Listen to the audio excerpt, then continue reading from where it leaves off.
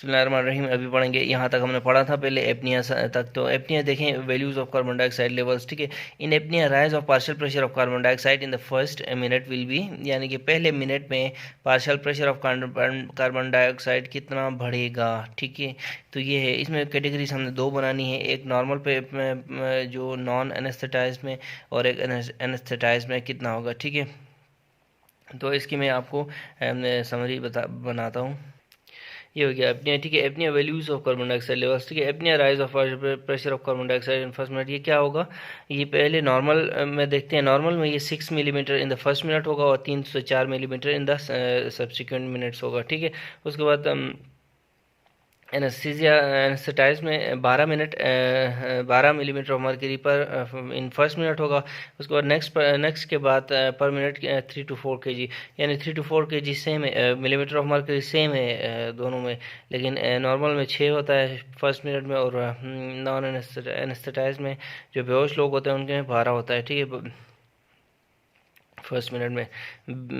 बे से 12, बे से बेहोश लोग, ठीक है। तो ये अपने याद रखना है। अच्छा, आगे चलो हम जल्दी जल्दी करते हैं। डेफिशिएंसी में megaloblastic anaemia occurs in folate deficiency में megaloblastic anaemia occurs in gluten enteropathy. ये देखें, ग्लूटेन एंटेरोपैथी असल में सीलिएक स्प्रू का दूसरा नाम है। तो हम अभी देखते हैं कि सीलिएक स्प्रू में कौन सी मेगालोब्लास्टिक एनीमिया होता है, B12 वाला या फोलेट वाला, ठीक है। देखिए, मेगालोब्लास्टिक एनीमिया जो होता है ना, वो दोनों में होता है, B12 में भी, और ये देखें B9 यानी फोलेट जिसको बोलते हैं, इसमें भी मेगालोब्लास्टिक एनीमिया होता है। लेकिन स्प्रू की वजह से मेगालोब्लास्टिक एनीमिया जो होता है ना, वो B12 में होता है। ये देखें डेफिशिएंसी, मैं आपको दोबारा दिखाता हूँ, डेफिशिएंसी कॉज बाय मैलएब्जॉर्प्शन सिंड्रोम्स, यानी कि स्प्रू, ठीक है। ये जो सिलिक स्प्रू है ना, इसको ग्लूटेन एंटेरोपैथी कहते हैं। एंटेराइटिस, डायफाइलोबोथ्रियम, लेट्रियम, एक्लोरिडिया एसिड जो एब्सेंस है, बैक्टीरियल ओवर ग्रोथ, अल्कोहल, ठीक है, lake of intrinsic factory, pernicious anaemia, gastric bypass surgery, और एब्सेंस ऑफ टर्मिनलियम। तो ये जो है ना, ये सारे कॉजेज़ हैं, ठीक है ना। और क्रोन्स डिजीज़ देखो, और वेगनिज़म देखो। ये विटामिन B12 होता है ना, फाउंड इन एनिमल प्रोडक्ट्स का, ये ठीक है। तो इस वीडियो को आप रोक के भी देख सकते हैं। तो सीलिएक स्प्रू जहाँ तक हमें अभी लग रहा है कि ये इसकी वजह से जो मेगालोब्लास्टिक एनीमिया होता है ना, वो विटामिन B12 में होता है। विटामिन B9 में ये देखें, एक बार फिर इसको रोक के आप देख सकते हैं, मेगालोब्लास्टिक एनीमिया होता है, लेकिन ये स्प्रू की वजह से नहीं होता, ठीक है। Vitamin B12, sorry, vitamin B9 में, ठीक है। तो ये आपने देख लेना है।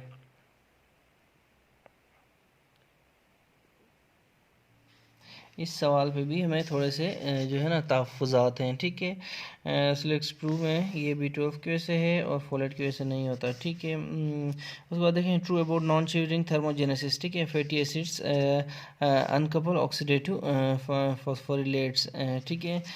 True about non shivering thermogenesis. हमारा MCQ है कि patient with bone pains having, इनको हड्डियों में दर्द हो रहा है, नॉर्मल कैल्शियम है, नॉर्मल जो है फॉस्फोरस है, और नॉर्मल पैराथायराइड हार्मोन है। ये तीन चीज़ें नॉर्मल होती हैं पेशेंट में, कैल्शियम, फॉस्फोरस और पैराथायराइड हार्मोन, ठीक है ना। लेकिन एक चीज़ रेज होती है, और वो है अल्कलाइन फॉस्फेटेस, ठीक है। इसको pages disease of the bone कहते हैं, याद रखें। पेजेस डिजीज़ बोन की भी होती है, पेजेस डिजीज़ ब्रेस्ट की भी होती है, और एक्स्ट्रा मेमोरी पेजेस डिजीज़ होती है, ठीक है। तो ये देखें, ऑस्टियाइटिस डिफॉर्मेंस कहते हैं पेजेस डिजीज़ को, ठीक है, also known as Paget's disease, ठीक है। इसमें क्या होता है, सबसे शुरू में एक स्टेप आता है, इसके स्टेप्स पढ़ लें, ये इधर लिखे हुए हैं, लेकिन मैं इधर इधर समराइज्ड हैं। लिटिक स्टेज होती है शुरू में, उसके बाद उसमें ऑस्टियोक्लास्टिक एक्टिविटी ज़्यादा होती है। उसके बाद मिक्स्ड स्टेज होती है, जिसमें ऑस्टियोक्लास्टिक और ऑस्टियोब्लास्टिक एक्टिविटी ज़्यादा होती है। उसके बाद सिक्लेरोटिक स्टेज होती है, जिसमें जो होती है ना ऑस्टियोब्लास्टिक एक्टिविटी ज़्यादा होती है। और एक क्विसेंट स्टेज होती है, उसमें minimal osteoclastic and osteoblastic activity होती है, ठीक है ना। तो बिसफॉस्फोनेट्स इसका इलाज है। पेजेस डिजीज़ में याद रखो, हियरिंग लॉस होता है due to auditory foramen narrowing, ठीक है। हियरिंग लॉस इसमें होता है और क्या होता है, और ये देखें, ये तो हमने बताया। फिर उसके बाद ये भी बताया शुरू में, देखो ऑस्टियोक्लास्टिक, फिर ऑस्टियोब्लास्टिक एक्टिविटी होती है। Calcium normal, phosphorus normal, parathyroid normal, ये सारे नॉर्मल होते हैं। अगर अब नॉर्मल होता है तो वो क्या होता है, एल्कलाइन फॉस्फेटेज, ये रेज्ड होता है, ठीक है ना। और उसके बाद चार्कस्टिक फ्रैक्चर्स इसमें हो सकते हैं, और increase risk of osteo sarcoma भी होता है पेजेस डिजीज में, ठीक है ना। तो ये आपने याद रखना है। अच्छा, नेक्स्ट हमारे पास ऑस्टियोपोरोसिस। देखें, ऑस्टियोपोरोसिस में 4 ओ है ना। लेब्स आर नॉर्मल, ठीक है, नॉर्मल। पोरोसिस 4 ओ। उसके बाद लेब्स आर नॉर्मल, ठीक है। पेजेस डिजीज में ओनली, अभी हमने पढ़ा, एल्कलाइन फॉस्फेटेज रेज होता है, ठीक है, पी पैप। पेजेस में एल्कलाइन फॉस्फेटेज रेज होता है, ठीक है। ऑस्टियोपेट्रोसिस में कैल्शियम डिक्रीज होता है सिर्फ। अच्छा, उसके बाद ऑस्टियोमेलेशिया में विटामिन डी डेफिशिएंसी की वजह से डिक्रीज कैल्शियम एंड फास्फोरस दोनों, और increase parathyroid hormone and ALP, ये दोनों इंक्रीज होते हैं, ठीक है। ये आपने याद रखना है। ऑस्टियोमेलेशिया में ये सीन होता है, ठीक है। तो दिया पोरोसिस, labs are normal, Paget's disease में सिर्फ अल्कलाइन फॉस्फेटेज रेज होता है, और बाकी सारी चीज़ें नॉर्मल होती हैं। ऑस्टियोपोरोसिस में, ऑस्टियोपेट्रोसिस में कैल्शियम कम होता है, ठीक है। और ये देखें, कैल्शियम कम होता है, और इधर एल्कलाइन फॉस्फेटेज रेज्ड होता है, ठीक है। तो ऑस्टियोमेलेशिया में विटामिन डी की कमी की वजह से कैल्शियम और फास्फोरस दोनों कम होते हैं, और ठीक है ना, डी ओ डू, ठीक है, विटामिन डी, ठीक है। तो डी ऑस्टियोमेलेशिया, दो ओ हैं, देखो इसमें ऑस्टियोमेलेशिया में देखो 2 ओ हैं, 1 ओ और 2 ओ, ठीक है। तो 2 ओ मतलब डी, विटामिन डी की कमी, और osteo Malaysia, D for D की कमी, और ओ फॉर ऑस्टियोमलेशिया। इसमें क्या होता है, कैल्शियम और फास्फोरस ये दोनों कम होते हैं, और इंक्रीज़ क्या होता है, इंक्रीज़ भी 2 होते हैं, पैराथायराइड हार्मोन और एएलपी। 2 कम होते हैं, दो ज़्यादा होते हैं विटामिन डी की कमी की वजह से, ठीक है। ये हमारा ऑस्टियोमलेशिया भी हम थोड़ा सा पढ़ते हैं। देखिए, ऑस्टियोमलेशिया जो है ना, और या रिकेट्स, ठीक है, डिफेक्टिव मिनरलाइजेशन ऑफ ऑस्टियाइट, ऑस्टियोमलेशिया अगर बड़ों में हो तो ये ऑस्टियोमलेशिया कहलाती है। अगर डिफेक्टिव कार्टिलेजिनस ग्रोथ प्लेट्स हों तो फिर रिकेट्स कहलाती है, सिर्फ ये चिल्ड्रन में होती है, ठीक है। तो ये 2 टर्म्स हैं, डिफेक्टिव अगर ऑस्टियोमलेशिया बड़ों में, रिकेट्स छोटों में, ठीक है। Most commonly due to vitamin D deficiency, ठीक है, ये विटामिन डी डेफिशिएंसी की वजह से होती है। अब जब विटामिन डी डेफिशिएंट होता है ना, तो कैल्शियम कम हो जाता है, ठीक है। कैल्शियम जब कम होता है तो पीटीएच रेज होता है, जिसकी वजह से फॉस्फेट कम हो जाता है, ठीक है। तो इसमें 2 हैं, डी फॉर डी की कमी, और डी फॉर 2, ठीक है। तो 2 चीज़ें कम है, कैल्शियम और फॉस्फेट कम हो जाते हैं, पैराथायराइड हार्मोन और एएलपी रेज हो जाते हैं। एएलपी क्यों रेज होता है, हाइपर एक्टिविटी ऑफ ऑस्टियोब्लास्ट की वजह से एएलपी रेज होता है, ठीक है ना। इसकी एक्सरे फाइंडिंग्स देखें, एक्सरे शोज ऑस्टियोपिनिया, देखें ऑस्टियोपिनिया तो होगा ही होगा, ठीक है। लूजर जोन्स जिसको स्यूडो फ्रैक्चर्स बोलते हैं, ठीक है, ये ऑस्टियोमलेशिया में होता है। और epiphyseal widening of the metaphyseal cupping and fraying in rickets, ठीक है।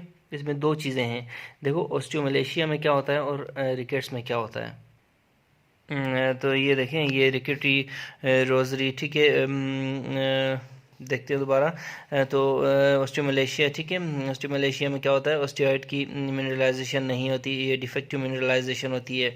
और उसके बाद बड़ों में ऑस्टियोमलेशिया कहते हैं, और छोटों में रिकेट्स बोलते हैं, ठीक है। इसकी मोस्ट कॉमन जो कॉज होती है ना, विटामिन डी डेफिशिएंसी होती है, याद रखें इन दोनों की, ठीक है। उसके बाद देखें एक्सरेज में, देखें एक्सरेज में सही वाली फाइंडिंग्स मिलती हैं हमें। एक्सरेज में अगर हम बड़ों में देखें ना, तो लूजर जोन्स होते हैं, यानी ऑस्टियोमलेशिया में लूजर जोन्स और स्यूडो फ्रैक्चर्स होते हैं। ये देखें, ये मैं आपको दिखा रहा हूँ, ठीक है। ये ऑस्टियोमलेशिया में लूजर जोन्स और स्यूडो फ्रैक्चर्स, जबकि रिकेट्स में epiphyseal widening and metaphyseal cupping and spraying होती है इसमें, ठीक है। कपिंग एंड स्प्रेइंग जहाँ भी आ जाए आपने रिकेट्स करना है। उसके बाद रिकेट्स में फिर जिनू वेरम भी होता है, ठीक है, बोर्ड लेग्स जिसको बोलते हैं। और ये वेलगम नहीं है, वेरम है, ये देखें, ये वेलगम इधर भी, ये देखें वेरम लिखा हुआ है। उसके बाद होता है बीट लाइक कोस्टोकॉन्ड्रोल जंक्शन होती है, ठीक है, बीट लाइक कोस्टोकॉन्ड्रोल जंक्शन। उसके बाद इसको रेकिटी रोजरी बोलते हैं, ठीक है। और क्रेनिएटेड टेप्स होते हैं, इसमें सॉफ्ट स्कल होती है, सही है ना। और इसमें सॉफ्ट स्कल होती है, और ये आपने याद रखना है। इसके अलावा देखें, इसके अलावा जो ऑस्टियो इसमें दो चीज़ें कम होती हैं, कैल्शियम और फॉस्फेट, और दो चीज़ें ज़्यादा होती हैं, पैराथायरॉइड हार्मोन और एएलपी। ठीक है, एएलपी क्यों रेज होता है? Hyper activity of the osteoblast की वजह से एएलपी रेज होता है। और पैराथायरॉइड हार्मोन क्यों रेज होता है? वो इसलिए कि विटामिन डी की वजह से, की कमी की वजह से कैल्शियम कम हो जाता है और पैराथायरॉइड हार्मोन रेज होता है। देखें, विटामिन डी की डेफिशिएंसी की वजह से दो डिजीज़ हैं, दो, डी फॉर दो ऑस्टियोमलेशिया और रिकेट्स, एक दो, ठीक है।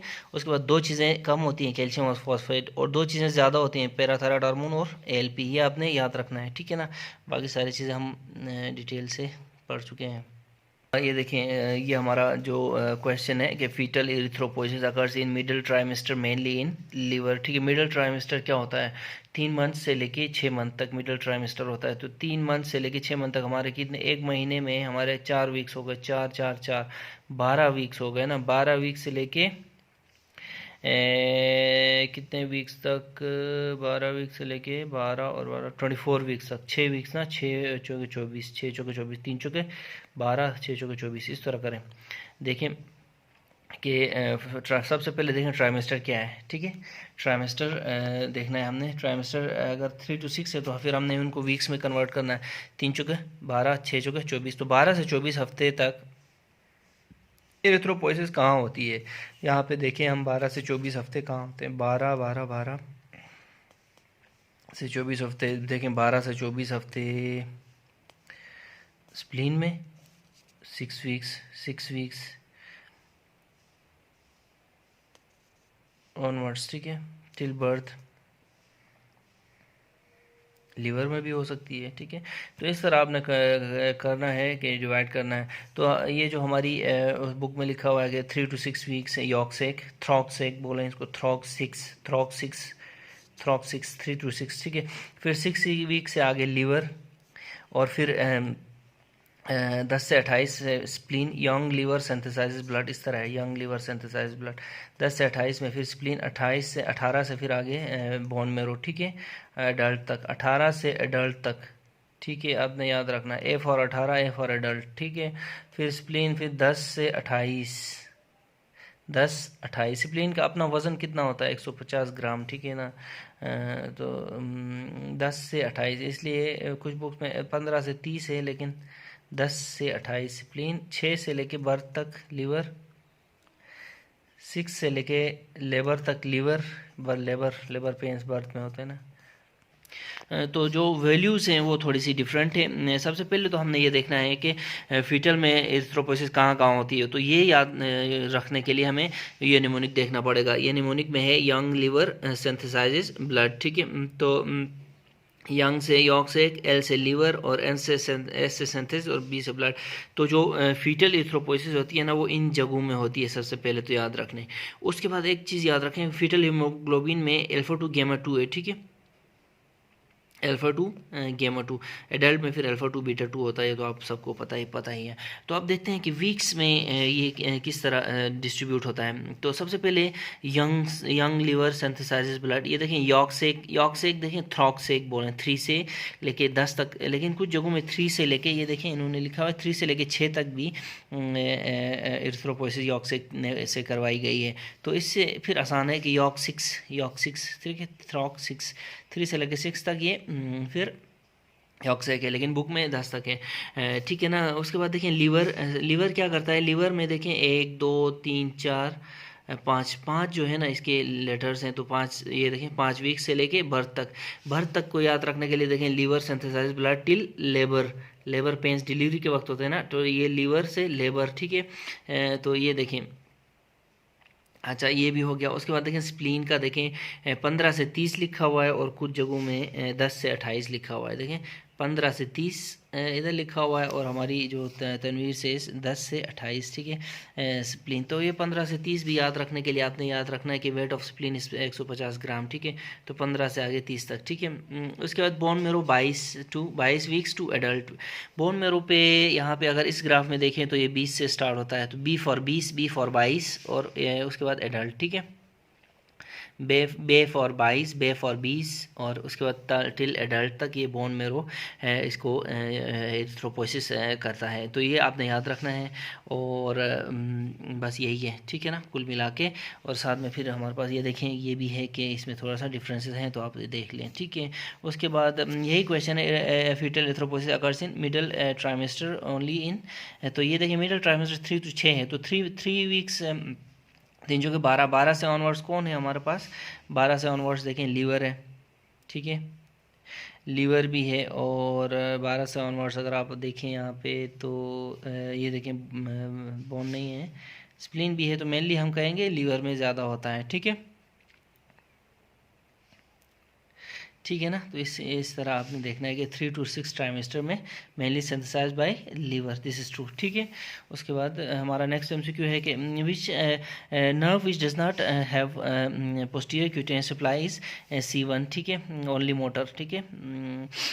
इसमें पोस्टीरियर क्यूटेनियस सप्लाई नहीं होती C1 में, नाम से C लगती है लेकिन क्यूटेनियस सप्लाई नहीं होती। Memory centre is located in temporal bone, the centre of deja vu phenomena is also in temporal lobe, ये बोन नहीं है, टेम्पोरल लोब। तो टेम्पोरल लोब हम थोड़ा सा पढ़ते हैं वैसे, memory centre is located in temporal lobe, तो the centre of deja vu phenomena is also located in temporal lobe. तो ये हम क्या कह रहे थे, हम कह रहे थे कि जो मेमोरी सेंटर है लोकेटेड इन टेम्पोरल लोब, ठीक है ना, और the centre for deja vu phenomena is also located in temporal lobe, ठीक है। वर्निके एरिया भी टेम्पोरल लोब में होता है, ठीक है ना, वर्निके एरिया, ठीक है, वर्निके एरिया ये होता है superior temporal gyrus of temporal lobe में वर्निके एरिया होता है। अच्छा, एक और इसमें देखते हैं, देखें सबसे पहले ये देखें ब्रोकास जो स्पीच एरिया होता है ना, Broca's speech area expressive Wernicke receptive, ठीक है। तो ये Broca's speech area located in inferior frontal gyrus of frontal lobe, ठीक है ना। पेशेंट अपीयर्स फ्रस्ट्रेटेड, और ब्रोकास आर ब्रोकन वर्ड्स, ठीक है। बोका मतलब स्पेनिश में देखो, याद रखो, स्पेनिश में बोका माउथ को कहते हैं, ठीक है। तो हम भी बुक पुजरो ने थोड़ा सा बुक पुजरो, तो बुक पुजरो जो होती है ना वो बुक फ्रंट में होता है ना, फ्रंट में, फेस में फ्रंट में होता है। तो ये देखें, इसे याद रखेंगे, ये फ्रंटल लोब में होता है, तो फेस फ्रंट में होता है, बुक फ्रंट में होता है, तो बुक की फ्रंट में होता है, तो फ्रंटल लोब में। और उसके भी क्या, इन्फीरियर फ्रंटल गायरस में, ठीक है। बुक नीचे होता है ना, front side of the face के नीचे आई होती है, ठीक है, तो उसके इन्फीरियर फ्रंटल गायरस में होता है ब्रोकास स्पीच एरिया, ठीक है। वर्निके कहाँ होता है, वर्निके देखें ब्रोका के थोड़ा सा उल्टा है, सुपीरियर इन्फीरियर है तो ये सुपीरियर, और फिर टेम्पोरल गायरस में होता है वर्निकेस एरिया, ठीक है। और जो है ना, Wernicke is a word salad and makes no sense, ठीक है। वर्निके बस इस तरह याद रखेंगे, ये सुपीरियर टेम्पोरल गायरस में होता है। इस तरह एक और चीज़ मैं आपको बताऊं कि वर्निके जो होती है ना, वर्निके और जो ब्रोकास एरिया होता है, इनका जो एरिया ऑफ सप्लाई होती है ना, ये देखें वो जो मिडल सेरेब्रल आर्टरी होती है, ठीक है। देखिए मिडल सेरेब्रल आर्टरी अगर डैमेज हो तो एरिया ऑफ लेयन में टेम्पोरल लोब भी आ जाता है, वर्निके एरिया, और फ्रंटल लोब भी आ जाता है, ब्रोकास एरिया, ठीक है। तो ये आपने दोनों याद रखने हैं कि ये इनका लेयन जो है ना, ये मिडल सेरेब्रल आर्टरी के साथ एसोसिएशन है, ठीक है।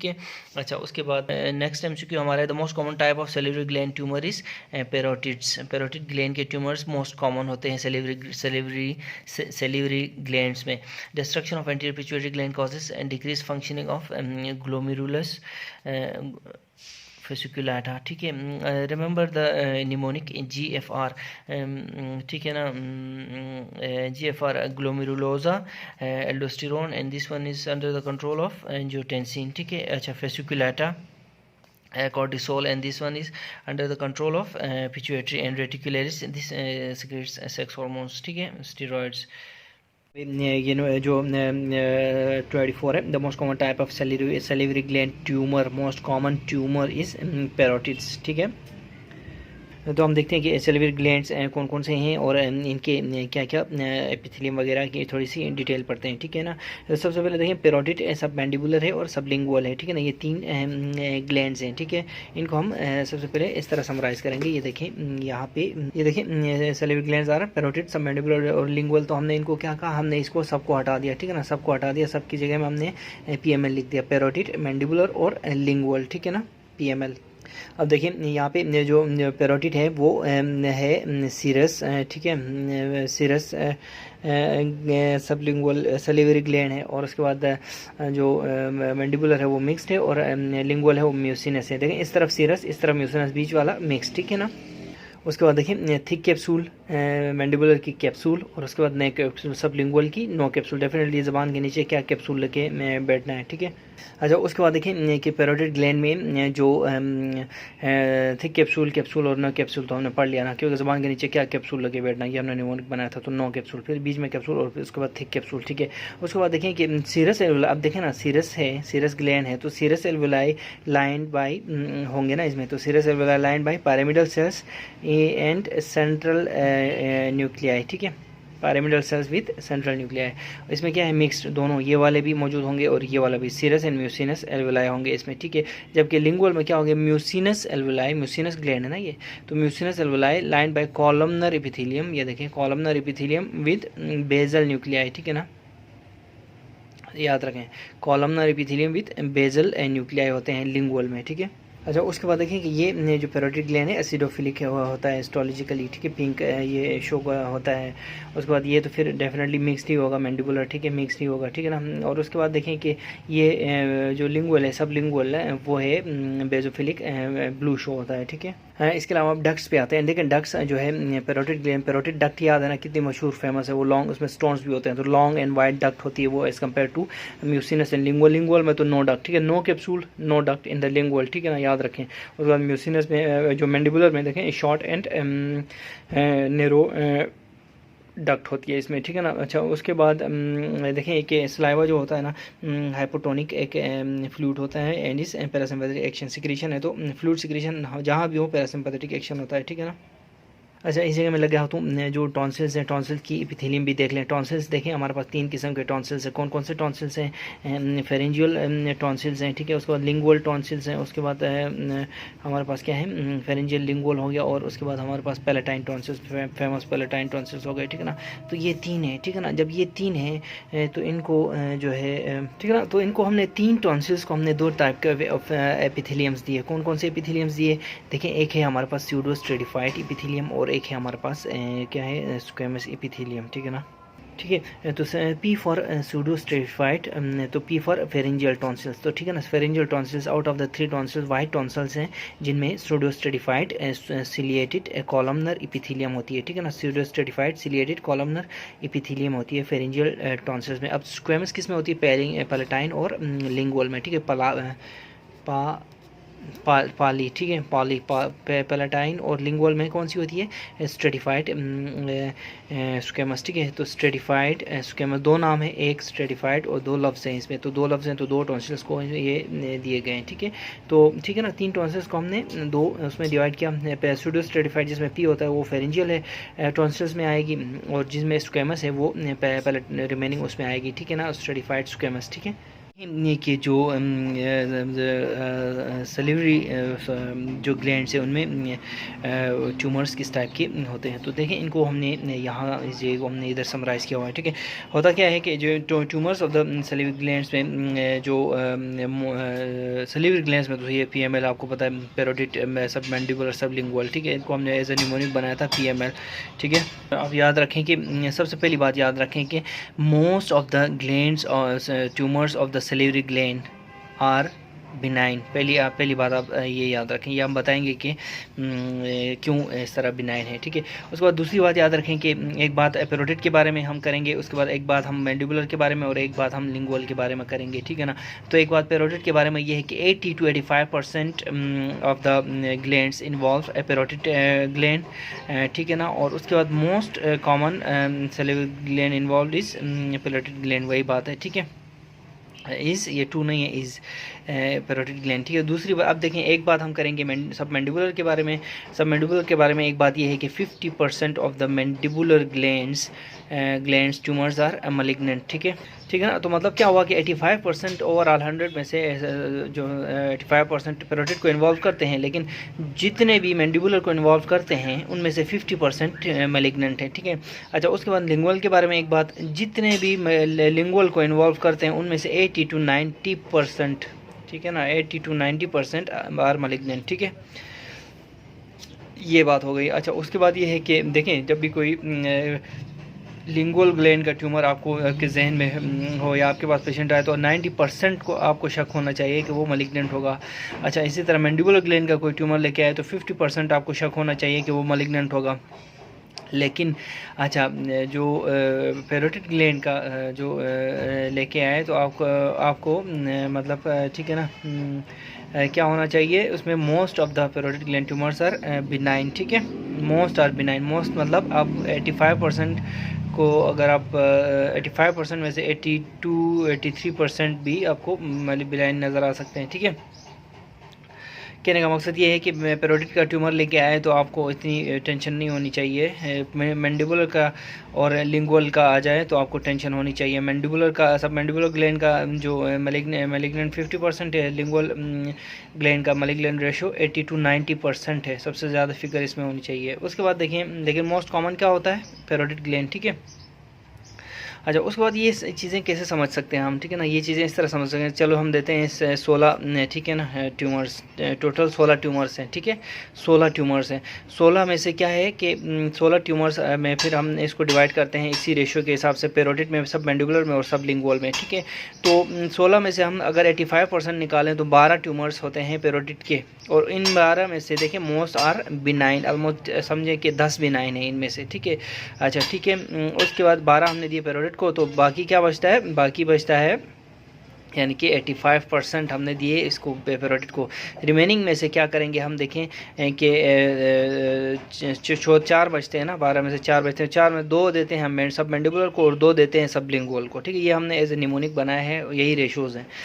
2 देते हैं सब मैंडिबुलर को, 2 देते हैं सब लिंगुअल को। 2 में मैंडिबुलर के 2 में से 50% यानी 1 बिनाइन है और 1 मैलिग्नेंट है, 50% हो गया। उसके बाद दूसरा देखें कि जो सब लिंगुअल के जो दो जो ट्यूमर्स हमने दिए, ठीक है ना, 12, 2, 14 और 16 में से 14 निकल 2 रहते हैं, वो 2 हमने सब लिंगुअल को दिए। सब लिंगुअल को जो दिए उनमें से 80-90% मैलिग्नेंट है, यानी 1.8 इसमें मैलिग्नेंट आ जाएंगे और 0.2 बिनाइन होंगे। ठीक है ना, तो ओवरऑल देखें, ओवरऑल हम क्या हुआ, ओवरऑल देखें 12 में से 10 बिनाइन थे, इधर 11 और इधर 11.2 यानी कि 16 में से 11.2 बिनाइन निकले हैं, और मैलिग्नेंट कितने निकले हैं, 1.8 प्लस 1 प्लस इसमें इसके 2। ठीक है, कितने बने, 3 इसमें से, तो ठीक है ना, तो ये बिनाइन 11.2 निकले और 3.8 मैलिग्नेंट निकले। ठीक है ना, 3.8 मैलिग्नेंट, तो इसीलिए कहते हैं कि most of the salivary gland tumours are benign. ठीक है ना, ये इसका हमने इसको as an example and mnemonic समझा दिया।